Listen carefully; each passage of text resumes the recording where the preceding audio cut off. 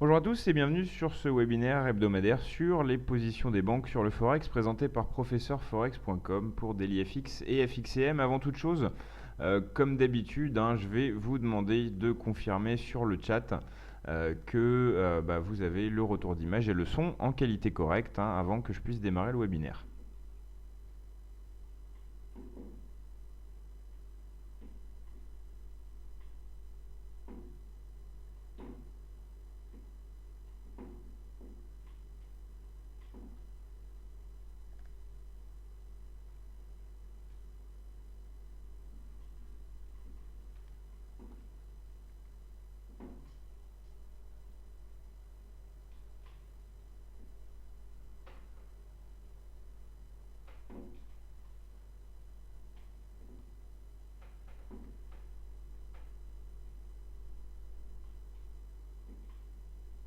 Ok, très bien. Alors, donc voilà, donc on va pouvoir démarrer ce webinaire. Alors, je rappelle que c'est un webinaire présenté par professeurforex.com, donc pour DailyFX et FXCM. On y parle du portefeuille des banques. C'est un service édité par professeurforex.com et qui consiste pour nous à rechercher, compiler et suivre des conseils Forex fournis par les grandes banques internationales. Il faut savoir que toutes les grandes banques, nous on en suit environ 17, toutes les grandes banques publient des informations sur certaines de leurs prises de position et également envoient des conseils à leurs clients particuliers ou institutionnels à travers leur site de recherche. Nous, notre travail, c'est de rechercher et d'accéder à toutes ces informations et de les compiler sous forme de tableau que vous pouvez consulter facilement, ce qui en fait un réservoir de conseils Forex, donc sur 10 paires de devises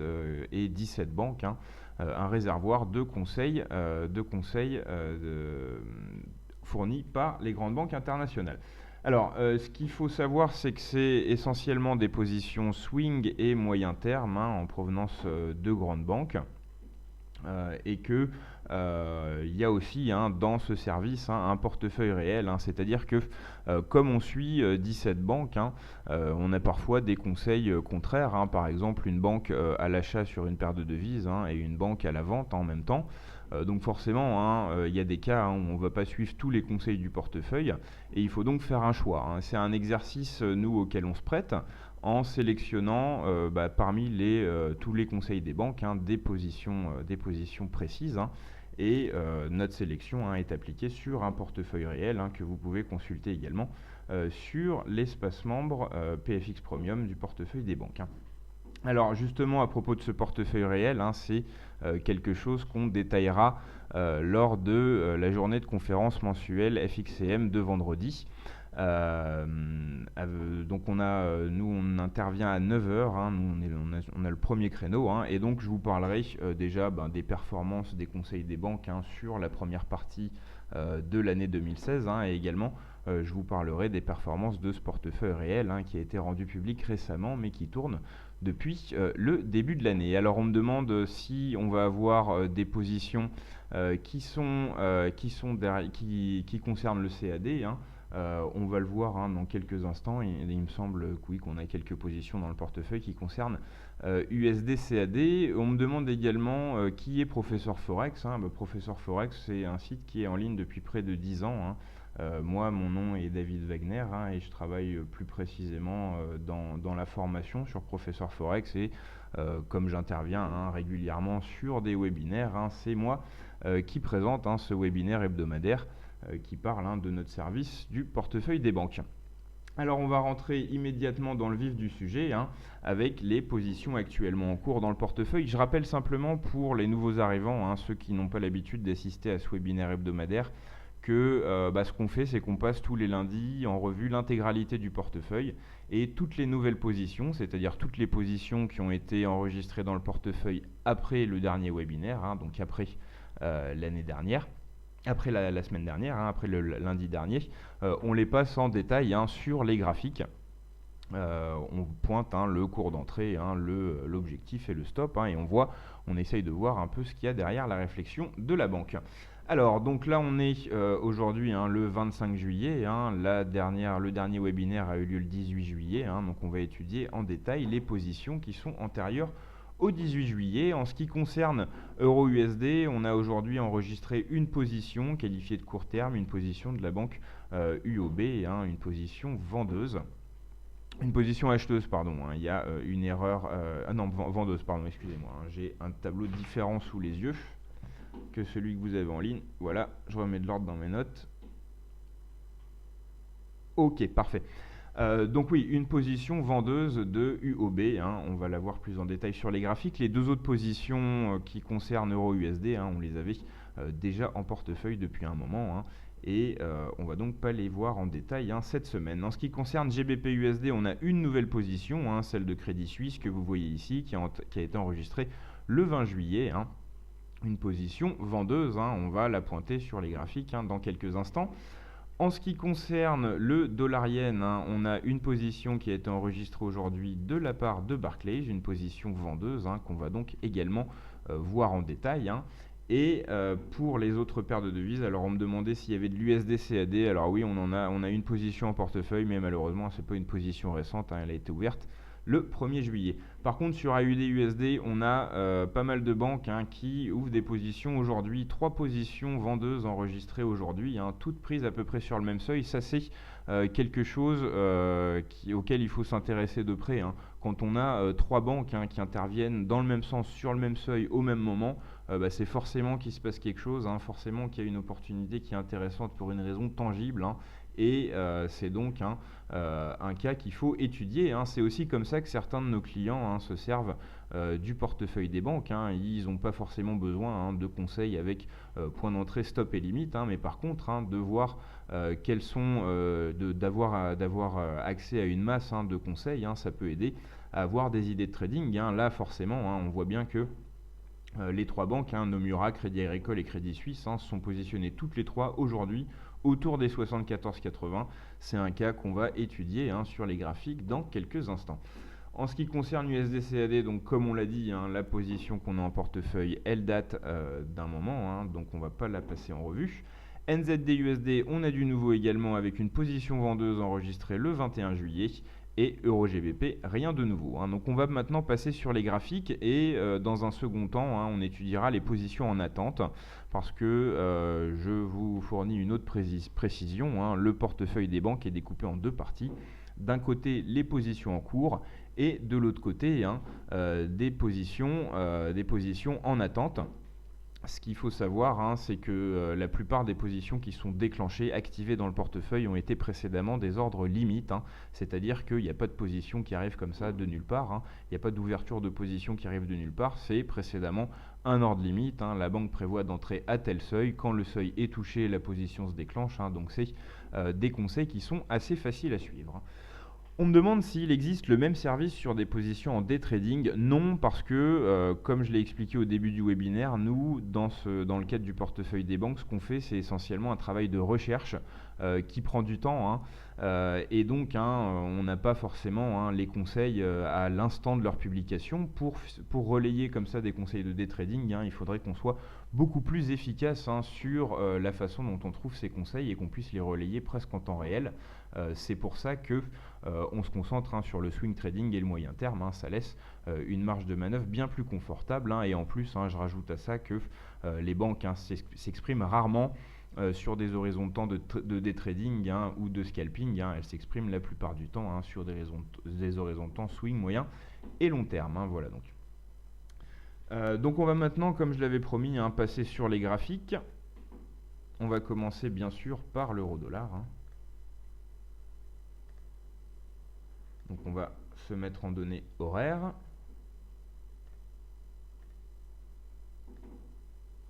Alors je rappelle que c'était une position qui concernait la banque UOB, c'est une banque chinoise, une position ouverte à 1,0965. On va donc pointer le seuil d'entrée.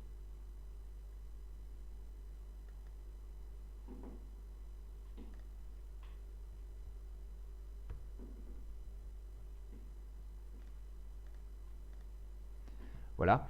L'objectif est à 1,0820.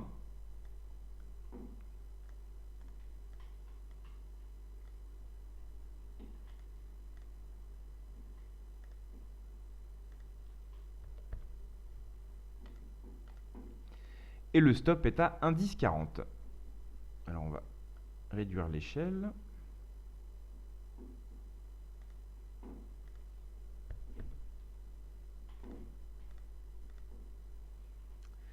Voilà.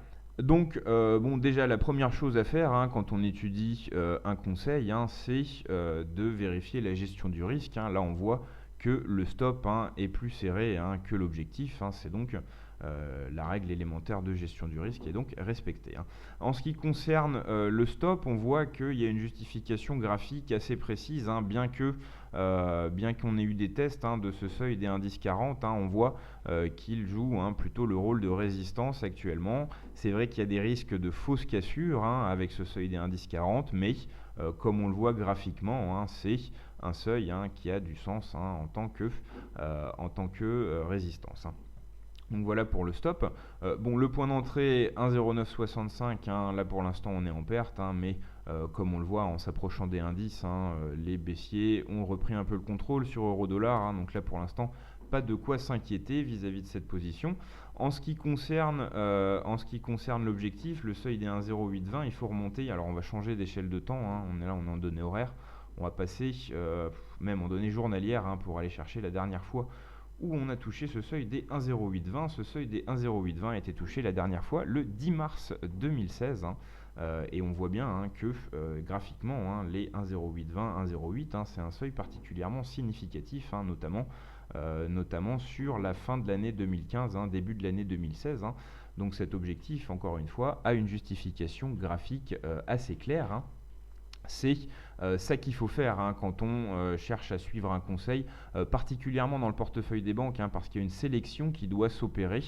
Alors, on me dit que le graphique est flou, alors je vais essayer de zoomer pour que ça soit un peu moins flou. Ce qu'il y a, c'est que la qualité, elle ne dépend pas que de moi. Moi, j'envoie une qualité qui est normalement correcte pour tout le monde. Après, en fonction des aléas, des connexions internet et de par où tout ça passe, on peut effectivement perdre en qualité. J'en profite d'ailleurs pour vous dire que ce webinaire est enregistré et qu'il est publié peu après que j'ai fini de m'exprimer. C'est publié sur la chaîne YouTube de DailyFX. Donc vous pouvez retrouver en très bonne qualité tout ce webinaire quelques minutes après sa fin sur la chaîne YouTube de DailyFX. Donc on en revient à cette position. Donc comme on a vu, un objectif qui se justifie d'un point de vue graphique, c'est une zone très importante, la zone des 1,08, 1,0820. Pareil pour le stop à court terme. C'est un seuil qui s'est révélé important. Donc voilà. Alors on parle toujours de problème de flou. Je vais essayer de travailler au plus gros possible. Mais comme je vous l'ai dit, dans les paramètres du logiciel de direct, c'est une qualité très correcte qui est envoyée. Et là, j'ai pas d'indicateurs qui me disent qu'il y a des problèmes de connexion. Alors, la deuxième position, les autres positions qu'on avait à voir concernaient la paire GBP-USD avec une position enregistrée le 20 juillet, une position vendeuse de Crédit Suisse. On va passer donc sur GBP-USD.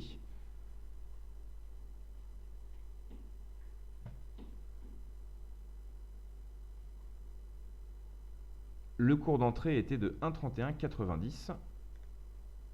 Alors voilà, 1,3190. Alors on va passer en données horaires. Là on est en données journalières.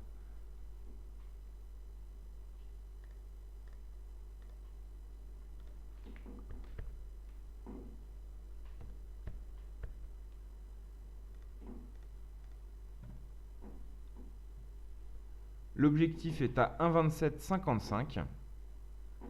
Là, c'est une position qualifiée de moyen terme par la banque, avec effectivement un objectif qui se compte en centaines de pips. C'est typiquement le genre de position qu'on trouve dans le portefeuille des banques. Il y a beaucoup de services sur Internet qui proposent des signaux de scalping ou des signaux de day trading. C'est assez compliqué de trouver en nombre des conseils de swing trading. C'est aussi ça l'intérêt du portefeuille des banques.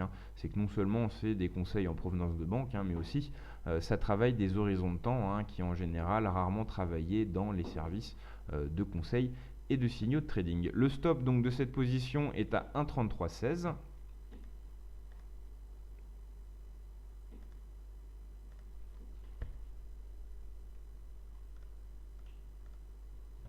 Voilà, donc là encore une gestion du risque qui respecte les principes élémentaires. On a un stop qui est plus serré que la limite. On voit aussi que le stop des 1,3316 a sa justification graphique, entre autres avec le sommet du 18 mai. En ce qui concerne l'objectif, 1,2755. Alors, je précise aussi que la position est gagnante, presque depuis son ouverture. Donc ça, c'est un bon point déjà. Et il y a encore pas mal de chemin à parcourir. Comme on le voit, on est entré à la vente sur les 1,3190. Là, on est sur les 1,3120. Et l'objectif est à 1,2755.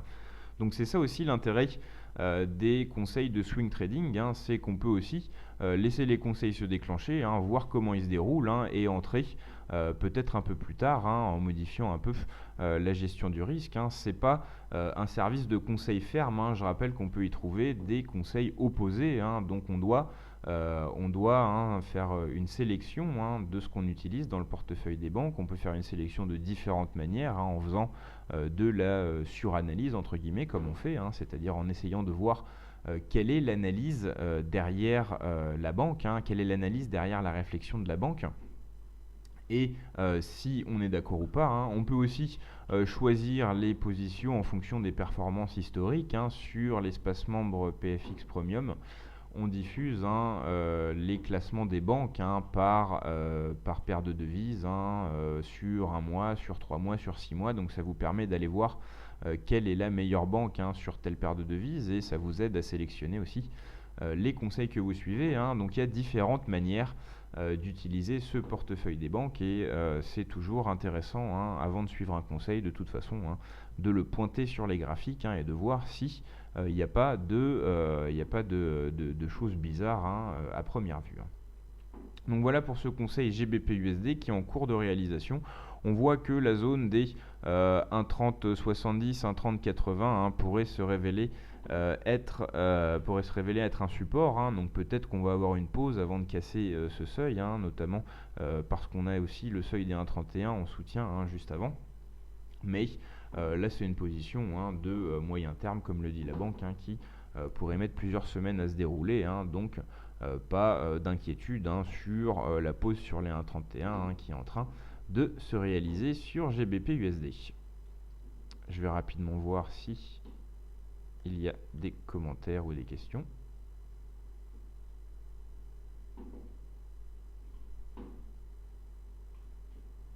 Alors voilà, sur le chat, on parle d'un lien directement sur le site du service qu'on utilise pour diffuser, qui apparemment permet de fournir une meilleure qualité, donc n'hésitez pas à l'utiliser.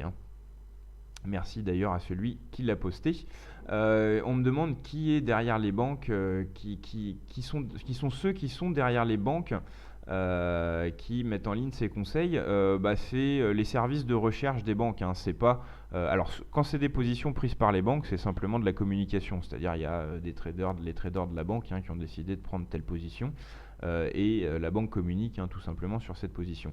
Quand c'est des conseils, c'est en général ce qu'on appelle les services de recherche des banques. Toutes les banques ont des services de recherche économique et technique qui publient tout un tas de conseils à destination soit des traders, soit des clients.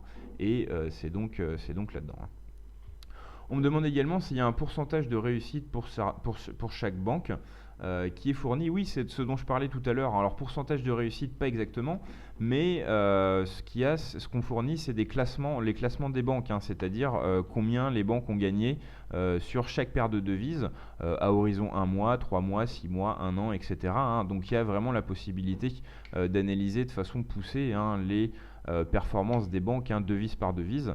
Ça, c'est disponible sur l'espace membre. D'ailleurs, vous pouvez le tester gratuitement. C'est un service qui est fourni gratuitement aux clients FXCM, je le précise, mais vous pouvez aussi le tester gratuitement pendant 7 jours depuis notre site professeurforex.com. Vous pouvez vous inscrire sans carte bleue, simplement avec votre email, et aller fouiller par vous-même dans l'historique des performances des banques.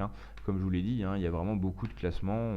On essaye de fournir une analyse la plus détaillée possible des positions des banques, justement pour que nos clients puissent faire cette sélection dans leurs conseils. Alors, on va revenir au conseil qu'on doit donc pointer sur les graphiques. avec maintenant du dollar-yen. Dollar-yen avec une position de Barclays, qui a été enregistrée aujourd'hui d'ailleurs. Une position vendeuse au cours d'entrée de 106,12, pardon.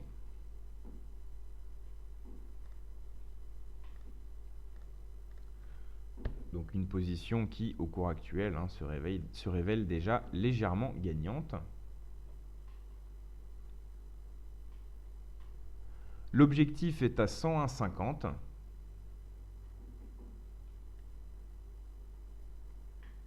Là aussi, la banque qualifie cette position, ce conseil, de moyen terme.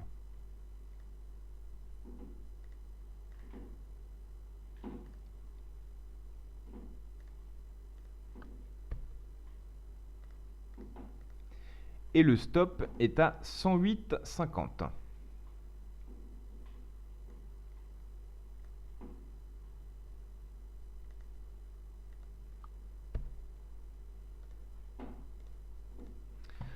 Donc encore une fois, le stop est plus serré que l'objectif, ce qui est une bonne chose. Ça respecte les règles élémentaires de gestion du risque. La position est actuellement en léger gain.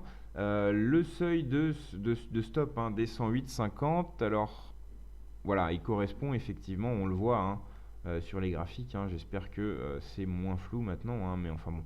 On a au niveau du milieu du mois de mai 2016 et aussi. Non, pardon. Et aussi, oui, du milieu du mois de mai 2016 et au début du mois de juin, le seuil des 108,50 s'est révélé être un support important. Donc on peut justifier quelque part le choix de ce stop. En ce qui concerne l'objectif des 101,50, c'est un seuil qu'on a touché plus récemment. C'est le seuil sur lequel on a stoppé la correction post-Brexit. C'est-à-dire que, alors je vais zoomer sur la période pour justifier l'objectif de la banque. Donc ça, c'est le Brexit.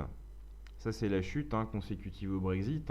On a eu un pullback consécutif à cette chute et après on a corrigé le pullback et on s'est établi sur les 101,50. C'est un seuil important. Quand il y a des mouvements violents, un pullback et ensuite on retrace légèrement le pullback et on trouve un support. Ce support qu'on trouve graphiquement, c'est en général un seuil assez important et c'est ce que la banque utilise donc dans cette position en visant le seuil des 101,50. C'est-à-dire qu'elle ne vise pas une accentuation de la tendance baissière, elle vise simplement un retour sur la zone des derniers plus bas, même pas sur les derniers plus bas, sur une zone, on va dire, assez sécurisée, proche des derniers plus bas. Donc voilà pour cette position vendeuse dollarienne de Barclays.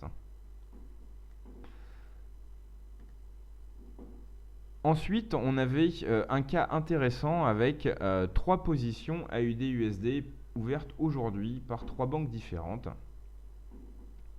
On va toutes les positionner sur le même graphique parce que on va utiliser des couleurs différentes parce que de toute façon, elles sont toutes, en tout cas pour le cours d'entrée, à peu près au même cours.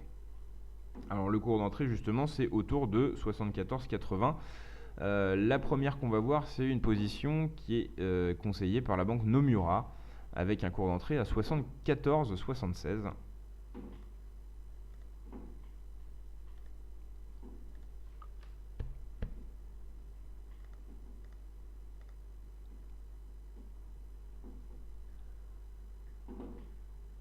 L'autre cours d'entrée, c'est Crédit Agricole avec 74,82.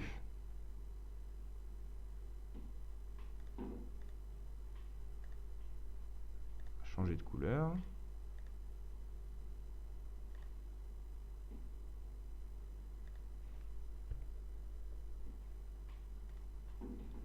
Et la troisième, 74,87 pour Crédit Suisse.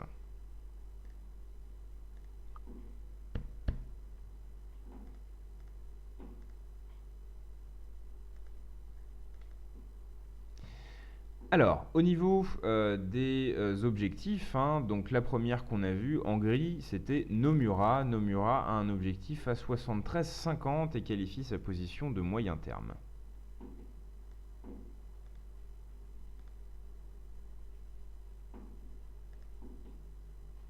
Donc, Nomura avait effectivement la couleur grise.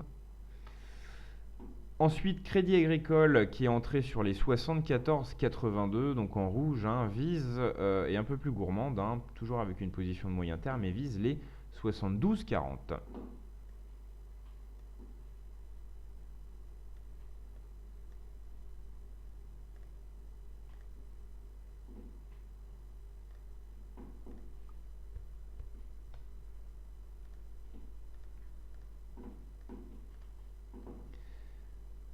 Ensuite, Crédit Suisse qui est entré sur les 74,87 en vert vise les 73,25.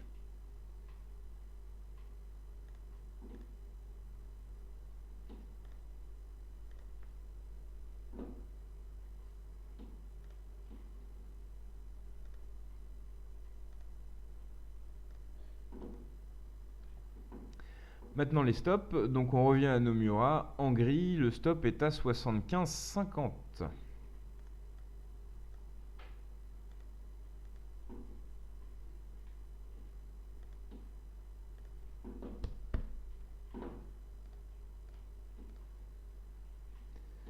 Ensuite, Crédit Agricole, en rouge, le stop est à 76,40.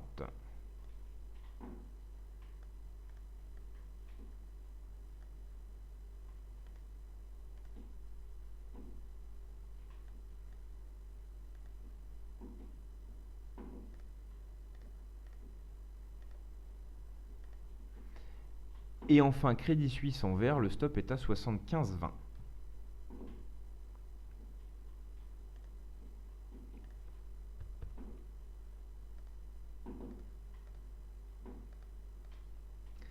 Voilà.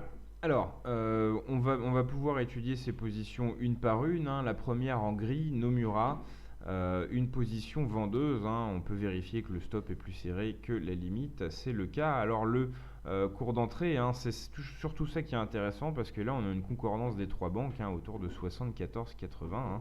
On voit effectivement que c'est à peu près le milieu de ce range qu'on voit depuis le 17 juillet. On peut aller voir par le passé que effectivement c'est une zone autour de 60,80 qui a été l'occasion de plusieurs pics et de plusieurs creux. Donc effectivement c'est un seuil qui paraît intéressant. Ensuite, au niveau de l'objectif, donc pour Nomura en gris, 73,50, 73,50, bon, on voit plusieurs points de contact, rien de spécialement flagrant. En vert, on avait Crédit Suisse, Crédit Suisse qui a un stop, donc un objectif à 73,25. On voit aussi qu'il y a plusieurs points de contact récemment avec ce seuil des 73,25. Et enfin, l'autre objectif sur les 72,40. Bon, là c'est moins clair, effectivement. Donc là, les objectifs sont pas forcément très clairs. Par contre, c'est vrai que enfin, pas très clair. Les objectifs sont clairs, mais il n'y a pas de justification graphique qui saute aux yeux. D'ailleurs, on voit qu'il y a une plus grande disparité entre les objectifs que le point d'entrée. Donc voilà, pour ces trois objectifs qui ont tous à peu près le même point d'entrée, je le répète, autour de 74,80. C'est ça l'information à retenir, c'est que trois banques ont considéré que le seuil des 74,80 était un bon point d'entrée à la vente. Là, donc, elle parie en gros sur un échec au fait qu'on repasse au-dessus des 75. On a eu une chute qui a démarré le 15 juillet. On a atteint des plus bas sous les 75, c'est un seuil très psychologique, donc c'est important. On a essayé plusieurs fois depuis de repasser au-dessus des 0,75, mais à chaque fois on a échoué. Donc là, ce que la banque se dit, c'est que cette fois, on n'arrivera même pas à aller tester ce seuil des 75, et on va repartir tout de suite à la baisse. C'est ça en gros la réflexion sur ce point d'entrée des 74,80. En ce qui concerne les stops, bon, comme on le voit graphiquement, il y a quelques justifications graphiques, mais rien de bien flagrant. Donc voilà pour ces trois conseils. Ça c'est la chose à retenir de ce webinaire. Trois banques différentes se sont positionnées toutes les trois aujourd'hui à la vente autour du seuil des 0,7480 sur AUD USD. Voilà donc pour les positions en cours. On va maintenant passer aux positions en attente. Je vais simplement Nomura. Alors Nomura, on me demande qu'est-ce que c'est que cette banque. Déjà, c'est pas Naumura, c'est Nomura. C'est une banque japonaise, hein, une assez grande banque japonaise. Hein, vous pouvez hein, regarder sur Internet. Hein. On me demande si dans la liste des banques on a Goldman Sachs. Oui, on a Goldman Sachs. Alors c'est pas la banque la plus prolifique hein, dans le portefeuille des banques, mais il y a effectivement de temps en temps des positions de Goldman Sachs. On me demande si les banques nous téléphonent et nous donnent leur position. Bien sûr que non, hein, je le rappelle, hein, c'est un travail de recherche qu'on fait, hein, un travail de recherche dans la presse spécialisée, hein, parfois la presse spécialisée payante, hein, un travail de recherche aussi sur les sites de recherche économique hein, des grandes banques hein, qui sont parfois accessibles uniquement aux clients. Hein. C'est des informations qui ne sont pas vraiment publiques, hein, mais qui ne sont pas du tout privées. Hein. C'est des informations qu'on pourrait qualifier de semi-publiques. Hein. C'est-à-dire qu'on les trouve en creusant bien ou en étant abonné au bon service. Hein. Mais nous, notre travail, hein, encore une fois, hein, c'est pas d'avoir l'exclusivité de l'information, hein, c'est surtout un travail de collecte et de compilation hein, pour que vous ayez sous les yeux de façon pratique hein, une masse hein, de conseils. Hein. Après, s'il n'y a qu'une banque qui vous intéresse, hein, faites des recherches sur cette banque, hein, vous allez sûrement peut-être trouver par vous-même, hein, mais l'intérêt du portefeuille des banques, hein, c'est d'avoir une masse de conseils hein, et de pouvoir en tirer des conclusions hein, de cette masse. Hein. Donc voilà, on va maintenant pour terminer rapidement passer aux positions en cours, en position en attente, pardon. Hein. Les positions en cours, on les a toutes vues. Les positions en attente, on en a quelques-unes de nouvelles. Hein. Il y a un ordre limite de vente euro-USD de la part de Crédit Suisse. Hein. Je rappelle le principe de l'ordre limite de vente, hein, c'est qu'on attend une remontée hein, pour se positionner à la vente. On a également un ordre limite d'achat sur le dollar-yen. Hein. Là, on attend une baisse pour se positionner à l'achat. Sur GBP-USD, rien de nouveau, un ordre limite de vente assez vieux qui traîne. Du nouveau sur l'euro-yen avec un ordre limite d'achat à 115,50 et aussi du nouveau sur USD-CAD avec un ordre limite d'achat à 1,3145. Hein. On demandait, hein, il y avait quelqu'un qui demandait si on avait du l'USD-CAD, hein, pas dans les positions en cours, mais dans les positions en attente. Hein. On va donc passer sur les graphiques et détailler ces positions. Je rappelle hein, que vous avez ce webinaire qui sera enregistré hein, sur la chaîne YouTube de DailyFX, donc vous pourrez hein, facilement accéder à la vidéo hein, et mettre pause hein, si vous voulez relever hein, tous les conseils que vous avez sous les yeux dans ce webinaire. Alors donc je passe sur les graphiques.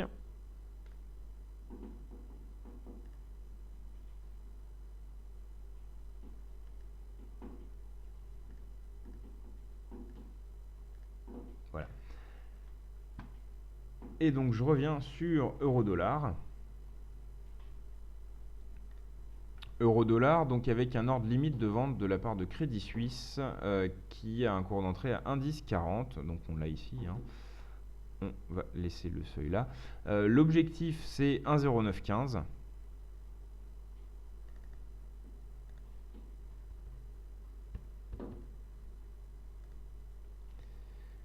Et le stop c'est 1,1080.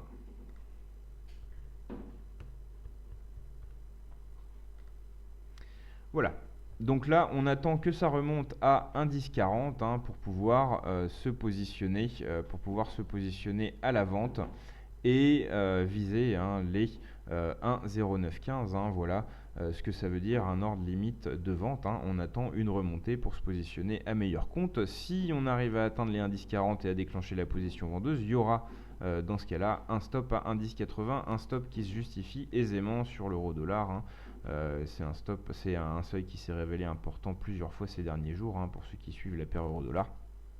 Donc voilà, hein, 1,1080, un stop intéressant, 1,1040, un point d'entrée également intéressant, hein, comme on le voit graphiquement, hein, c'est un point qui a été important plusieurs fois. On l'avait déjà justifié pour le stop hein, de la position en cours hein, qu'on a vu il y a quelques instants. En ce qui concerne l'objectif des 1,0915, là aussi c'est un objectif très intéressant. Ça correspond à quelques pips avant le plus bas post-Brexit. Hein. Donc voilà, hein, des objectifs, des seuils, hein, aussi bien à l'entrée qu'au stop qu'à l'objectif, hein, qui se justifient facilement hein, d'un point de vue graphique. Voilà pour ce conseil euro-dollar, on attend que ça remonte à un 10,40 pour se positionner à la vente. La deuxième paire qu'on devait passer en revue dans les ordres limites, c'est dollar-yen. Dollar-yen avec un ordre limite d'achat à 105,60.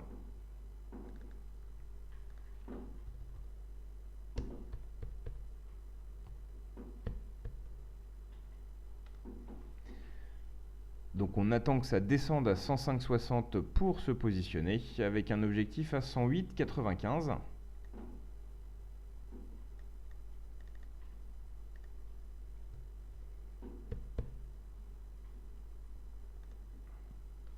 Et avec un stop à 104,25.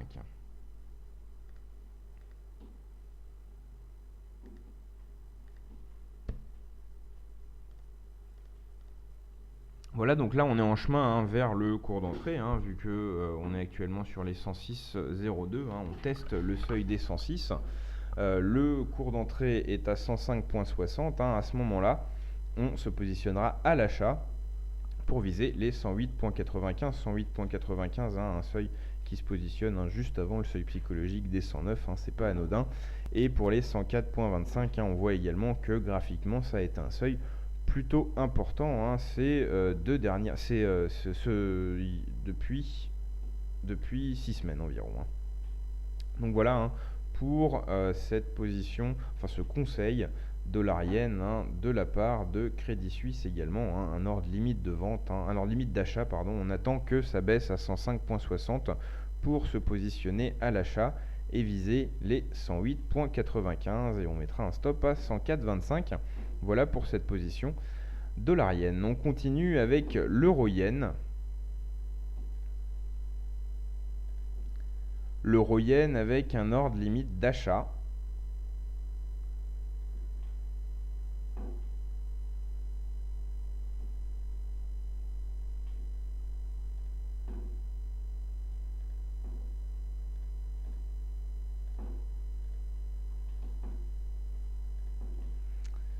Alors j'ai du mal à afficher l'euro-yen, voilà, il est apparu. Donc le seuil de déclenchement est à 115,50.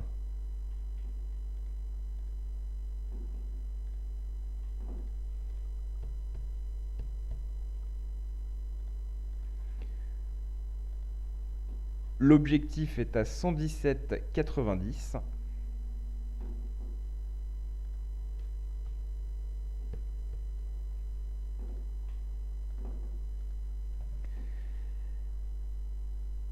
Et le stop est à 114,92.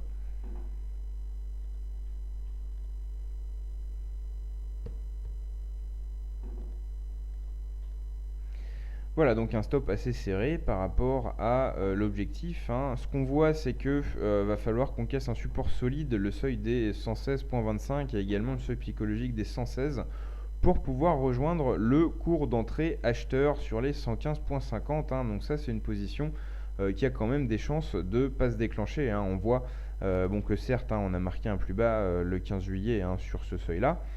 Qu'ensuite on a rebondi, donc c'est un scénario qui repose sur quelque chose, mais là on voit bien, plus le temps passe, plus on voit que cette zone des 116, 116, 20, 30 constitue un support important. On met la pression dessus, mais c'est pas encore gagné qu'on le casse, et il va falloir le casser, ce seuil des 116, 25, 30 et également le seuil psychologique des 116 pour pouvoir espérer toucher les 115,50. L'objectif des 117,90, c'est juste avant le seuil des 118 et c'est aussi juste avant les deux derniers sommets. Donc là, il y a quelque chose de prudent dans l'objectif. On va pas tester ni le seuil psychologique ni les derniers sommets. On se contente simplement de jouer le range. C'est la stratégie qui se trouve derrière cette position, ce conseil euro-yen de la part de Crédit Suisse. On attend un retour dans le bas du range et on vise un peu avant le haut du range. Une stratégie assez classique. Voilà pour l'euro-yen et on termine avec USD-CAD. USD-CAD ordre limite d'achat et c'est mal parti parce qu'on est en hausse. Donc il faudrait qu'on baisse pour rejoindre notre seuil acheteur à 1,3145.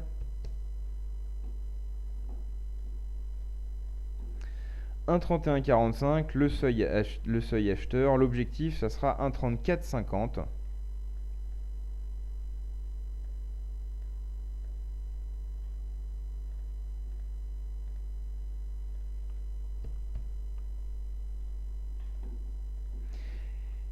Et le stop, 1,3025.